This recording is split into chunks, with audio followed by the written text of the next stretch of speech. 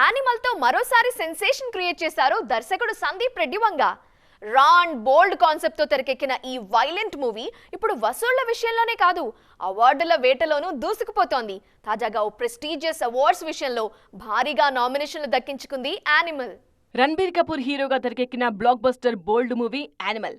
Recent గా audience ముందుకొచ్చిన ఈ సినిమా బాక్సాఫీస్ ను షేక్ చేస్తోంది. సాధారణంగా ఫ్యామిలీ ఆడియన్స్ కూడా ఆదరించినప్పుడే ఏ సినిమా అయినా భారీ వసూళ్లు సాధిస్తుంది. కానీ ఏ సర్టిఫికేట్ తో, అది కూడా నెక్స్ట్ లెవెల్ వైలెన్స్, బోల్డ్ లాంగ్వేజ్ తో రూపొందిన యానిమల్ కూడా ఈ రేంజ్ వసూళ్లు సాధించడం ఇండస్ట్రీ జనాలకు కూడా షాక్ ఇచ్చింది. యానిమల్ విషయంలో అంచనాలు తారుమారవడం వెనుక కారణమేంటన్నది విశ్లేషిస్తున్నారు క్రిటిక్స్. ముఖ్యంగా ఈ సినిమాలో కాంటెంట్ బోల్డ్ గా ఉన్న father and son relation, emotional scenes audience కు బాగా కనెక్ట్ అయ్యాయి.